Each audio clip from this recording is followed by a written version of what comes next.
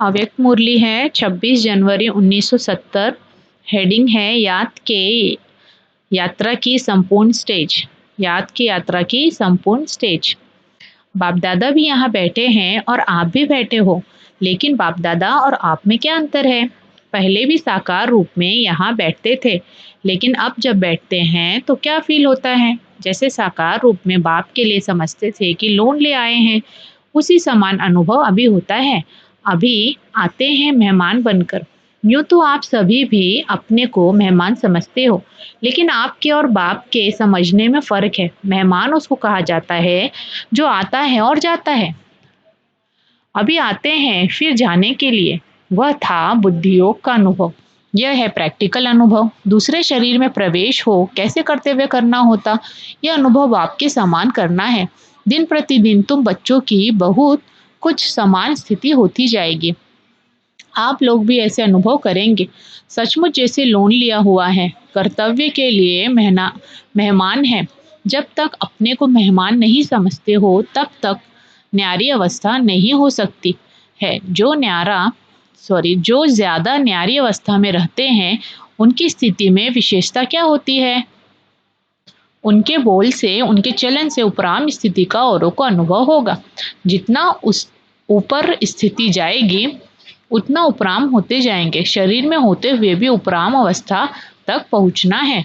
बिल्कुल बिल्कुल देह और देही अलग महसूस हो, उसको कहा जाता है याद की यात्रा की संपूर्ण स्टेज। वह योग की प्रैक्टिकल सिद्धि। बात करते करते जैसे न्यारापन खींचे, बात सुनते भी जैसे कि सुनते नहीं, ऐसी भासना औरों को भी आए। ऐसी स्थिति की स्टेज को कर्मातीत अवस्था कहा जाता है। कर्मातीत अर्थात देह के बंधन से मुक्त। कर्म कर रहे हैं लेकिन उनके कर्मों का खाता नहीं बनेगा। जैसे कि न्यारे रहेंगे, कोई अटैचमेंट नहीं होगा। कर्म करने वाला अलग और कर्म अलग है। ऐसे अनुभव दिन प्रतिदिन होता जाएगा। इस अवस्था में जास्ती बुद्धि चलाने की भी आवश्यकता नहीं है। संकल्प उठा और जो होना है वही होगा। ऐसी स्थिति में सभी को आना होगा। मूल वतन जाने के पहले वाया सूक्ष्म वतन जाएंगे, वहां सभी को आकर मिलना है। फिर अपने घर चलकर फिर अपने राज्य में आ जाएंगे और साकार वतन में मेला हुआ वैसे ही सूक्ष्म वतन में होगा। वह फरिश्तों का मेला नजदीक है। कहानियां बताते हैं ना, फरिश्ते आपस में मिलते थे, रूहों से बात करते थे, वही अनुभव करेंगे। तो जो कहानियां गाई हुई है उसका प्रैक्टिकल में अनुभव होगा। उसी मेले के दिनों का इंतजार है। अभी सर्विस के निमित्त हैं, सभी कुछ भूले हुए बैठे हैं। उस व्यक्त स्थिति में मन और तन व्यक्त देश में ऐसे अनुभव होता है। अच्छा, अपने को कहाँ के निवासी समझते हो? परम धाम के निवासी समझते हो? यह कितना समय याद रहती है? यह एक ही बात याद रहे कि हम परम धाम निवासी आत्मा इस व्यक्त देश में ईश्वरीय कर्तव्य करने के निमित्त आए हुए हैं। मधुबन में आकर के विशेष कौन सा गुण लिया है? मधुबन का विशेष गुण है मधुरता। मधु अर्थात मधुरता, स्नेही। जितना स्नेही होंगे उतना बेहद का वैराग्य होगा। यह है मधुबन का अर्थ, अति स्नेही। स्नेही और इतना ही बेहद की वैराग्य वृत्ति। अगर मधुबन के विशेष गुण जीवन में धारण करके जाएं तो सहज ही संपूर्ण बन सकते हैं। फिर जो रूहानी टीचर्स बनना चाहिए तो नंबर 1 की टीचर बन सकते हो, क्योंकि जैसी अपनी धारणा होगी वैसे औरों को अनुभव में ला सकेंगे। इन दोनों गुणों की अपने में धारणा करनी है। मधुबन की लकीर से बाहर निकलने के पहले अपने में पूरी रीति यह भरकर जाना, एक स्नेह से दूसरा बेहद की वैराग्य वृत्ति से कोई भी परिस्थितियों को सहज ही सामना करेंगे। सफलता के सितारे बनने के लिए यह 2 गुण मुख्य मधुबन की सौगात ले जाना है। जैसे कहाँ भी जाना होता है तो वहां जाते ही पूछा जाता है कि यहाँ की विशेष चीज क्या है। जो प्रसिद्ध विशेष चीज होती है वह जरूर साथ ले जाते हैं। तो यहाँ मधुबन के 2 विशेष गुण अपने साथ ले जाना। जैसे स्थूल मधु ले जाते हो ना, वैसे यह सूक्ष्म मधुरता की मधु ले जाना। फिर सफलता ही सफलता है, असफलता आपके जीवन से मिट जाएगी। सफलता का सितारा अपने मस्तक में चमकते हुए देखेंगे। तुम सफलता के सितारे हो व पुरुषार्थ के सितारे हो। क्या समझते हो? सफलता के सितारे हो। जैसा लक्ष्य होता है वैसा ही लक्षण होता है। अगर अब तक यही सोचते रहेंगे कि हम पुरुषार्थी हैं तो ऐसा समझने से कई छोटी छोटी गलतियां अपने को माफ कर देते हैं। कई छोटी छोटी गलतियां अपने को माफ कर देते हो। समझते हो हम तो पुरुषार्थी हैं, इसलिए अब पुरुषार्थी नहीं लेकिन सफलता का स्वरूप बनना है। कहाँ तक पुरुषार्थ में रहेंगे?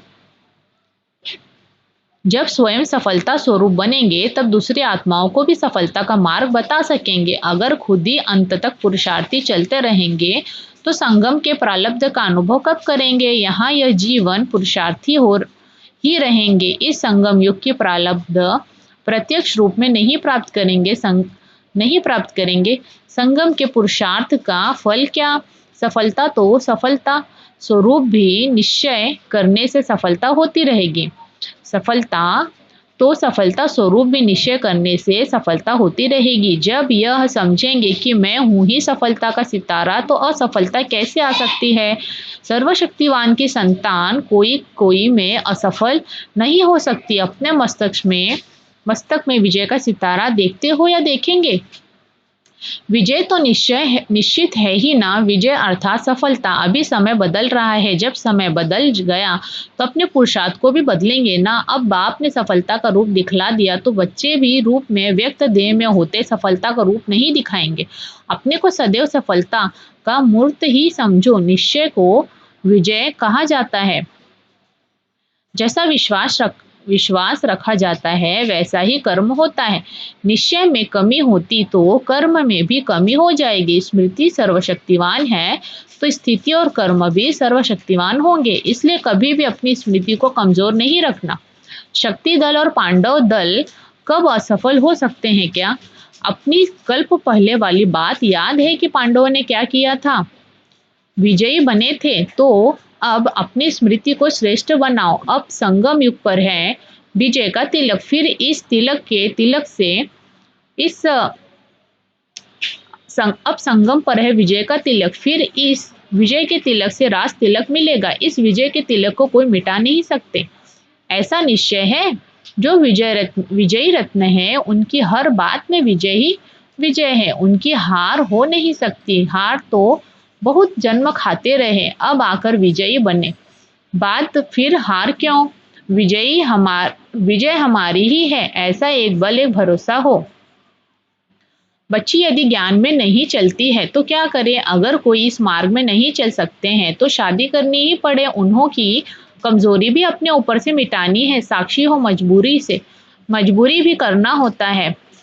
ये वह हुआ फर्ज, लगन नहीं है। फर्ज पालना करते हैं। एक होता है लगन से करना, एक होता है निमित्त फर्ज निभाना। सभी आत्माओं का एक ही समय यह जन्म सिद्ध अधिकार लेने का पाठ नहीं है।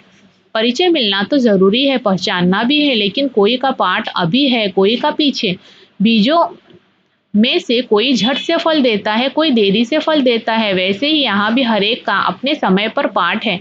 कोई देरी से फल देता है, वैसे ही यहाँ भी हरेक का समय अपने समय पर पाठ है। फर्ज समझ करेंगे तो माया का मर्ज नहीं लगेगा, नहीं तो वायुमंडल का असर लग सकता है। इसलिए फर्ज समझ करना है। फर्ज और मर्ज में सिर्फ एक बिंदी का फर्क है, लेकिन बिंदी रूप में न होने कारण फर्ज भी मर्ज हो जाता है। जो मददगार हैं उन्हों को मदद तो सदैव मिलती है। बाप की मदद हर कार्य में कैसे मिलती है यह अनुभव होता है। एक दो के विशेष गुण को देख एक दो को आगे कर रखना है। किसको आगे रखना? यह भी अपने को आगे बढ़ाना है। शिव जयंती पर आवाज फैलाना सहज होता है। जितनी हिम्मत हो उतना करो, क्योंकि फिर समय ऐसा आना है जो इस सर्विस के मौके भी कम मिलेंगे। इसलिए जितना कर सकते हो उतना करो। भूलें क्यों होती हैं उसकी गहराई में जाना है। अंतर्मुख हो सोचना चाहिए, यह भूल क्यों हुई? यह तो माया का रूप है। मैं तो रचयिता बाप का बच्चा हूँ। अपने साथ एकांत में ऐसे ऐसे बात करो, उभारने की कोशिश करो। कहाँ भी जाना होता है तो अपना यादगार छोड़ना होता है और कुछ ले जाना होता है। तो मधुबन में विशेष कौन सा यादगार छोड़ा? एक एक आत्मा के साथ यह ईश्वरीय स्नेह और सहयोग का यादगार छोड़ना है। जितना एक दो के स्नेही सहयोगी बनते हैं उतना ही माया के विघ्न हटाने में सहयोग मिलता है। सहयोग देना अर्थात सहयोग लेना, परिवार में आत्मिक स्नेह देना है और माया पर विजय पाने का सहयोग लेना है। यह लेन देन का हिसाब ठीक रहता है। इस संगम समय पर ही अनेक जन्मों का संबंध जोड़ना है। स्नेह के संबंध जोड़ने का साधन, जैसे कपड़े सिलाई करने का साधन धागा होता है, वैसे ही भविष्य संबंध जोड़ने का साधन है स्नेह रूपी धागा। जैसे यहाँ जोड़ेंगे वैसे वहाँ जुड़ा हुआ मिलेगा। जोड़ने का समय और स्थान यह है। ईश्वरीय स्नेह भी तब जुड़ सकता है जब अनेक के साथ स्नेह समाप्त हो जाता है। तो अब अनेक स्नेह समाप्त कर एक से स्नेह जोड़ना है। वह अनेक स्नेह भी परेशान करने वाले हैं और यह एक स्नेह सदैव के लिए परिपक्व बनाने वाला है। अनेक तरफ से तोड़ना और एक तरफ जोड़ना है। बिना तोड़े कभी जुड़ नहीं सकता। अभी कमी को भी भर सकते हो, फिर भरने का समय खत्म है, ऐसे समझकर कदम को आगे बढ़ाना है।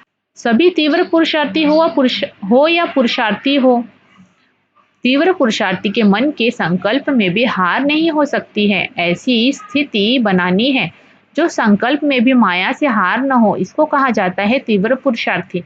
वे शुद्ध संकल्पों में पहले से ही मन को बिजी रखेंगे तो और संकल्प नहीं आएंगे, पूरा भरा हुआ होगा तो एक बूंद भी जास्ती पद नहीं पढ़ नहीं सकेगी, नहीं तो बच जाएगा।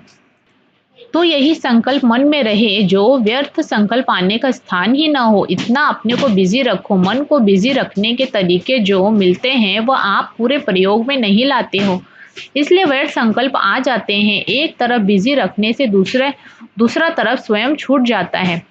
मंथन करने के लिए तो बहुत खजाना है, इसमें मन को बिजी रखना है। समय की रफ्तार तेज है, वह आप लोगों के पुरुषार्थ की रफ्तार तेज है। अगर समय तेज चल रहा है और पुरुषार्थ ढीला है तो आप उसकी रिजल्ट क्या होगी? समय आगे निकल जाएगा और पुरुषार्थी रह जाएंगे। समय की गाड़ी छूट जाएगी, सवार होने वाले रह जाएंगे। समय की कौन सी तेज देखते हो? समय की कौन सी तेजी देखते हो? समय में बीती करने का तेज है। समय की कौन सी तेज देखते हो? समय में बीती करने का तेज है। वही बात को समय फिर कब रिपीट करता है? तो पुरुषार्थ की जो भी कमियां हैं उसमें बीती समझ आगे हर सेकंड में उन्नति को लाते जाओ तो समय के समान तेज चल सकते हो। समय तो रचना है ना, रचना में एक गुण है तो रचयिता में भी होना चाहिए। ड्रामा क्रिएशन है तो क्रिएटर के बच्चे आप होना, तो क्रिएटर के बच्चे क्रिएशन से ढीले क्यों? इसलिए सिर्फ एक बात का ध्यान रहे कि जैसे ड्रामा में हर सेकंड अथवा जो बात बीती जिस रूप से बीत गई वो फिर से रिपीट नहीं होगी, फिर रिपीट होगी 5000 वर्ष के बाद। वैसे ही कमजोरियों को बार बार रिपीट करते हो। अगर यह कमजोरियां रिपीट न होने पाए तो फिर पुरुषार्थ तेज हो जाएगा। जब कमजोरी समेटी जाती है तब कमजोरी की जगह पर शक्ति भर जाती है। अगर कमजोरियां रिपीट होती रहती है तो शक्ति नहीं भरती। इसलिए जो बीता सो बीता। कमजोरी की बीती हुई बातें फिर संकल्प में भी नहीं आनी चाहिए। अगर संकल्प चलते हैं तो वाणी और कर्म में आ जाते हैं। संकल्प में ही खत्म कर देंगे तो वाणी में नहीं आएंगे। फिर मन, वाणी, कर्म तीनों शक्तिशाली हो जाएंगे। बुरी चीज को सदैव फौरन ही फेंका जाता है। अच्छी चीज को प्रयोग किया जाता है तो बुरी बातों में को ऐसे फेंको जैसे बुरी चीज को फेंका जाता है। फिर समय पुरुषार्थ से तेज नहीं जाएगा। समय का इंतजार आप करेंगे तो हम तैयार बैठे हैं, समय आए तो हम जाएं, ऐसी स्थिति को हो जाएगी। अगर अपनी तैयारी नहीं होती है तो फिर सोचा जाता है कि समय थोड़ा हमारे लिए रुक जाएगा। बांधेली का योग तेज होता है क्योंकि जिस बात से कोई रोकते हैं तो बुद्धि जरूर उस तरफ लगी रहती है। घर बैठे भी चरित्रों का अनुभव कर सकते हो, लेकिन ऐसी लगन चाहिए। जब ऐसी लगन अवस्था हो जाएगी तो फिर बंधन कट जाएंगे। एक की याद ही अनेक बंधन को तोड़ने वाली है। एक से जोड़ना है, अनेक से तोड़ना है।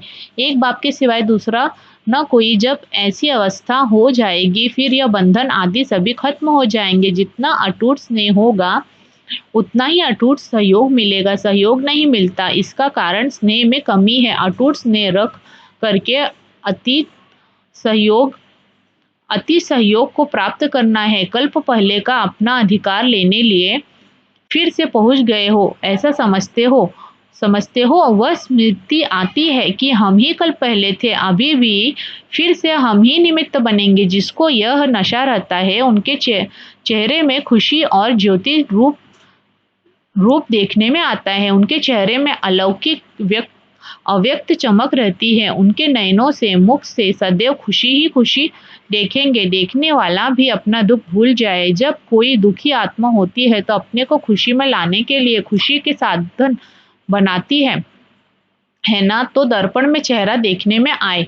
तुम्हारे चेहरे से सर्विस हो, न बोलते हुए आपका मुख सर्विस करे। आजकल दुनिया में अपने चेहरे को ही श्रृंगारते हैं ना, तो आप सभी आत्माओं का भी ऐसा श्रृंगारा हुआ मुख देखने में आए। सर्वशक्तिमान बाप के बच्चे हैं, फिर शक्ति न आए, यह कैसे हो सकता है? जरूर बुद्धि की तार में कमी है। तार को जोड़ने के लिए जो युक्तियां मिलती हैं उसको अभ्यास में लाओ। तोड़ने बिगड़ जोड़ लेते हैं तो पूरा फिर जुटता नहीं, थोड़े समय के लिए जुटता फिर टूट जाता है। इसलिए अनेक तरफ से तोड़कर एक तरफ जोड़ना है। इसके लिए संग भी चाहिए और अटेंशन भी चाहिए। हर कदम पर संकल्प पर अटेंशन। संकल्प जो उठता है वो चेक करो कि यह हमारा संकल्प यथार्थ है व नहीं। इतना अटेंशन जब संकल्प पर हो तब वाणी भी ठीक और कर्म भी ठीक रहे। संकल्प और समय दोनों ही संगम युग के विशेष खजाने हैं जिससे बहुत कमाई कर सकते हो। जैसे स्थूल धन को सोच समझ कर प्रयोग करते हैं कि एक पैसा भी व्यर्थ न जाए, वैसे ही यह संगम का समय और संकल्प व्यर्थ न जाए। अगर संकल्प पावरफुल है तो अपने ही संकल्प के आधार पर अपने लिए सतयुगी सृष्टि लाएंगे। अपने ही संकल्प कमजोर है तो अपने लिए त्रेता युगी सृष्टि लाते हैं। यह खजाना सारे कल्प में फिर नहीं मिलेगा। तो जो मुश्किल से एक ही समय पर मिलने वाली चीज है उसका कितना मूल्य रखना चाहिए। अभी जो बना सो बना, फिर बने हुए को देखना पड़े। बना नहीं सकेंगे, अभी बना सकते हो, इसका अब थोड़ा समय है। दूसरों को तो कहते हो बहुत गई थोड़ी रही, लेकिन अपने साथ लगाते हो समय थोड़ा रहा है, लेकिन काम बहुत करना है। अपने आप से दृढ़ प्रतिज्ञा करो कि आज से फिर यह बातें कभी नहीं रहेगी। यह संस्कार अपने में फिर इमर्ज नहीं होने देंगे। यह व्यर्थ संकल्प कभी भी उत्पन्न नहीं होने देंगे। जब ऐसी दृढ़ प्रतिज्ञा करेंगे तभी प्रत्यक्ष फल मिलेगा। अब दिन बदलते जाते हैं तो खुद को भी बदलना है। अब ढीले पुरुषार्थ के दिन चले गए, अब है तीव्र पुरुषार्थ करने का समय। तीव्र पुरुषार्थ के समय अगर कोई ढीला पुरुषार्थ करे तो क्या करेंगे? इसलिए अब जोश में आओ, बार बार बेहोश न हो। संजीवनी बूटी साथ में रख, सदैव जोश में रहो। बाकी हाँ कहेंगे हो जाएगा, देख लेंगे, ये अक्षर कभी न निकले, ऐसी बातें बहुत सुनी। अब बाप दादा यही सुनने चाहते हैं कि हाँ बाबा करके दिखाएंगे। अपनी चलन में अलौकिकता लाओ तो चलन की आकर्षण लौकिक संबंधियों आदि को भी स्वयं खींचेगी। लौकिक संबंध में वाणी काम नहीं करती, चलन की आकर्षण होगी। तो अब बहुत तेज से चलना है। अभी ऐसा बदल कर दिखाओ जो सभी के आगे एग्जाम्पल बनो। अब एक सेकेंड भी नहीं गंवाना है। चेक आप कर सकते हो। अगर अब समय बहुत थोड़ा रह गया है। समय भी बेहद की वैरागी वृत्ति को उत्पन्न करता है, लेकिन समय के पहले जो अपनी मेहनत से करेंगे तो उनका फल ज्यादा मिलेगा। जो खुद नहीं कर सकेंगे उन्हों के लिए समय हेल्प करेगा, लेकिन वह समय की बलिहारी होगी, अपनी नहीं। कितनी बार बाप दादा से मिले हुए हो, यह स्मृति में है कि अनेक बार यह जन्म सिद्ध अधिकार मिला है। कितना बड़ा अधिकार है जो कई प्रयत्नों से भी नहीं प्राप्त हो सकता, यह सहज ही प्राप्त हो रहा है। ऐसा अनुभव किया है। समय बाकी कितना है और पुरुषार्थ क्या किया है, दोनों की परख है। समय कम है और पुरुषार्थ बहुत करना है। जब कोई स्टूडेंट लास्ट टाइम पर आकर दाखिल होते हैं तो वह थोड़े समय में कितनी मेहनत करते हैं। जितना समय तेज जा रहा है इतना तेज पुरुषार्थ है। कब शब्द निकाल ही देना चाहिए। तो तीव्र पुरुषार्थ होते हैं वह कब शब्द नहीं बोलेंगे। तीव्र पुरुषार्थी जो होते हैं वह कब शब्द नहीं बोलते, अब बोलेंगे, अब से करेंगे। यह संगम समय का एक सेकंड भी कितना बड़ा मूल्यवान है। एक सेकंड भी व्यर्थ गया तो कितनी कमाई व्यर्थ हो जाएगी। पूरे कल्प की तकदीर बनाने का यह थोड़ा समय है। 1 सेकंड पद्मों की कमाई करने वाला भी है और 1 सेकंड में पद्मों की कमाई गवाता भी है। ऐसे समय को परख करके फिर पाँव तेज करो। समस्याएं तो बनती रहेंगी। स्थिति इतनी पावरफुल हो जो परिस्थितियां स्थिति से बदल जाए। परिस्थिति के आधार पर स्थिति ना हो। स्थिति परिस्थिति को बदल सकती है, क्योंकि सर्वशक्तिमान के बच्चे हो तो क्या ईश्वरीय शक्ति परिस्थिति नहीं बदल सकती? सर्व रचयिता के बच्चे रचना को नहीं बदल सकते। रचना पावरफुल होती है, वह रचयिता के बच्चे रचना के अधीन कैसे होंगे? अधिकार रखना है, न कि अधीन होना है। जितना अधिकार रखेंगे उतना परिस्थितियां भी बदल जाएंगी। अगर उनके पीछे पड़ते रहेंगे तो और ही सामना करेगी। परिस्थितियों के पीछे पड़ना ऐसे है जैसे कोई अपनी परछाई को पकड़ने से वह हाथ आती है और ही आगे बढ़ती है तो उसको छोड़ दो। वायुमंडल को बदलना यह तो बहुत सहज है। इतनी छोटी सी अगरबत्ती खुशबू की चीज भी वायुमंडल को बदल सकती है, तो ज्ञान की शक्ति से वायुमंडल को नहीं बदल सकते। यह ध्यान रखना है। वायुमंडल को सदैव शुद्ध रखना है। लोग क्या भी बोले, जिस बात में अपनी लगन नहीं होती है तो वह बात सुनते हुए नहीं सुनते, जैसे नहीं सुनते। तन भाव वहां हो लेकिन मन नहीं। ऐसे तो कई बार होता है। मन कोई और तरफ होता है और वहां बैठे भी जैसे नहीं बैठते हैं। तन से साथ देना पड़ता है लेकिन मन से नहीं। उसके लिए सिर्फ अटेंशन देना है। जब तक हिम्मत न पाँव नहीं रखा है तो ऊंची मंजिल हो लगेगी। अगर पाँव रखेंगे तो फिर लिफ्ट की तरह झट पहुंच जाएंगे। हिम्मत रखो तो चढ़ाई भी लिफ्ट बन जाएगी। तो हिम्मत का पाँव रखो, कर सकते हो। सिर्फ लोक लाज का त्याग और हिम्मत की धारणा चाहिए। 1-2 का सहयोग भी बड़ी लिफ्ट है। परिस्थितियां तो आएंगी लेकिन अपनी स्थिति पावरफुल चाहिए। फिर जैसा समय वैसा तरीका भी टच होगा। अगर समय प्रमाण युक्ति नहीं आती है तो समझना चाहिए योग बल नहीं है, योग युक्त है तो मदद भी जरूर मिलती है। जो यथार्थ पुरुषार्थी है उनके पुरुषार्थ में इतनी पावर रहती है, ज्यादा सोचना भी नहीं चाहिए। अनेक तरफ लगाव है, फिर माया की अग्नि भी लग जाती है, परंतु लगाव नहीं होना चाहिए। फर्ज तो निभाना है लेकिन उसमें लगाव ना हो। ऐसा पावरफुल रहना है जो औरों के आगे एग्जाम्पल हो। जो एग्जाम्पल बनते हैं वह एग्जामिन में पास होते हैं। एग्जामिन देने लिए एग्जाम्पल बन दिखाओ जो सभी देखें कि ये कैसे नवीनता में आ गए हैं। ऐसे सर्विसेबल बनना है जो आपको देख औरों को प्रेरणा मिले। पहले जो शक्तियां निकली उन्होंने इतनी शक्तियों को निकाला। आप शक्तियां फिर सृष्टि को बदलो। इतना आगे जाना है। गीत भी है ना, हम शक्तियां दुनिया को बदल कर दिखाएंगे। सृष्टि को कौन बदलेंगे? जो पहले खुद बदलेंगे। शक्तियों की सवारी शेर पर दिखाते हैं। कौन सा शेर? यह माया जो शेरनी रूप में सामना करने आती है उनको अपने अधीन कर सवारी बनाना अर्थात उनकी शक्ति को खत्म करना। ऐसी शक्तियां जिनकी शेर पर सवारी दिखाते हैं वही तुम हो। वह सभी का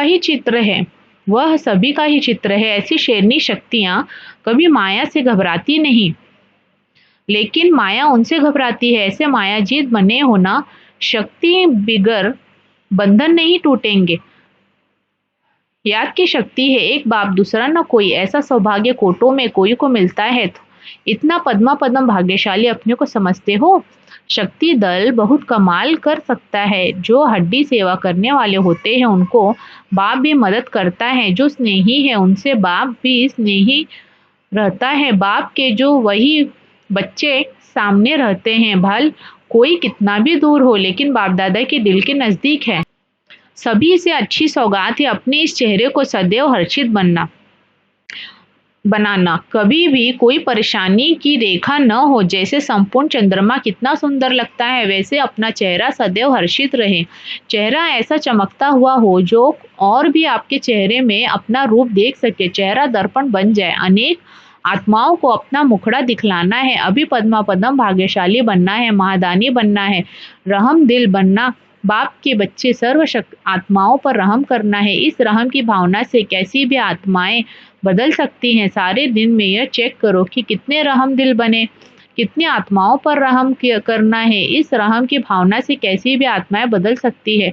सारे दिन में यह चेक करो कि कितने रहम दिल बने, कितनी आत्माओं पर रहम किया। दूसरे को सुख देने में भी अपने में सुख भरना है। देना अर्थात लेना। दूसरों को सुख देने से खुद भी सुख स्वरूप बनेंगे, कोई विघ्न नहीं आएंगे। दान करने से शक्ति मिलती है। अंधों को आंखें देना कितना महान कार्य है। आप सभी का यही कार्य है, अज्ञानी अंधों को ज्ञान नेत्र देना और अपनी अवस्था सदैव अचल हो। तो बच्चों की स्थिति का ही यह अचल घर यादगार है। जैसे बाप दादा एक रस रहते हैं, वैसे बच्चों को भी एक रस रहना है। जब एक के ही रस में रहेंगे तो एक रस अवस्था में रहेंगे। अच्छा, ओम शांति।